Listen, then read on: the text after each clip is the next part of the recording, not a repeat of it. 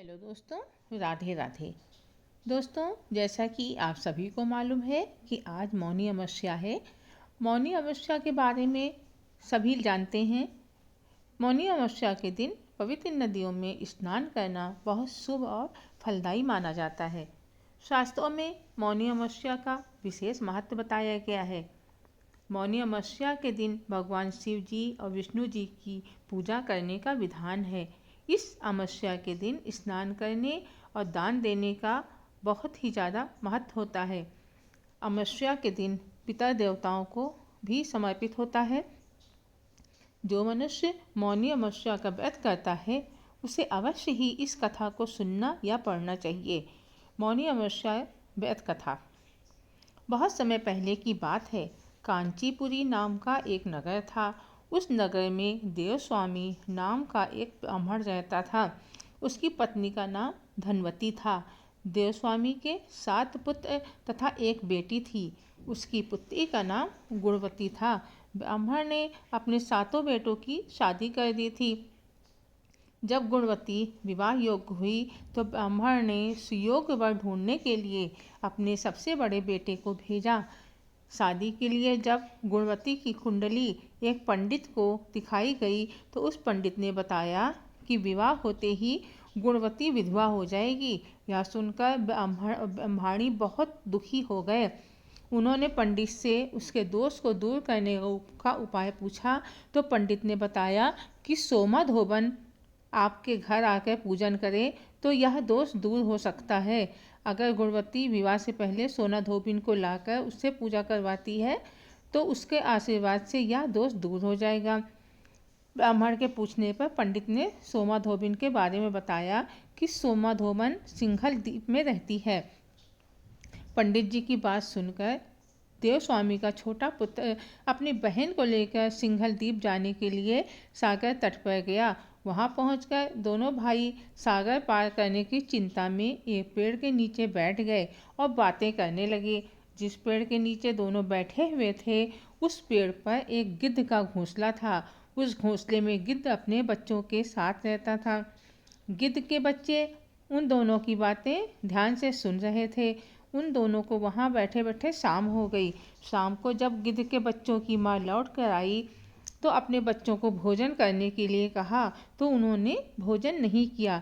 गिद्ध के बच्चों ने अपनी माँ से कहा कि पहले पेड़ के नीचे बैठे उन दोनों प्राणियों को भोजन कराओ और उनकी समस्या का निवारण करो। गिद्ध के बच्चों ने अपनी माँ से वचन लिया कि वह उन दोनों भाई बहनों की समस्या का निवारण करेंगी। उसके बाद गिद्ध के बच्चों ने अपना भोजन किया। अगले दिन गिद्ध की मदद से दोनों भाई बहन सिंघल द्वीप पहुंच गए। वहां पहुंचकर उन दोनों को सोमा धोबन का घर भी आसानी से मिल गया। इस प्रकार से वहां पर रहते हुए दोनों भाई बहन सोमा धोबन को प्रसन्न करने की योजना बनाने लगे। दोनों ने सोचा कि हम सोमा धोबिन के उठने से पहले उसके घर को साफ कर दिया करेंगे। इस प्रकार वह दोनों रोजाना सुबह जल्दी उठकर सोमा धोबन के घर को झाड़ कर लीप देते थे। जब सोमा धोबन उठती तो साफ सुथरे घर को देखकर हैरान रह जाती। एक दिन सोमा धोबन ने अपनी बहुओं से पूछा कि उसके उठने से पहले ही उसके घर को कौन बुहारता है और कौन लीपता है। सोमा की प्रशंसा पाने के लिए उसकी बहुओं ने झूठ बोल दिया कि वे ही घर की साफ सफाई और लीपा पोती करती हैं। लेकिन सोमा धोबन को उनकी बात पर विश्वास नहीं हुआ। उसने सोचा कि वह इस बात का पता लगाएगी कि कौन उसके घर की लीपा पोती और झाड़ पोंछ करता है। एक दिन सुबह जल्दी उठकर सोमा धोबन ने गुणवती और उसके भाई को घर की सफाई करते हुए देख लिया। सोमा ने उनसे इस तरह से उसके घर की लीपा पोती और झाड़ पोंछ करने का कारण पूछा तो उन दोनों ने सोमा धोबन को पूरी बात बता दी।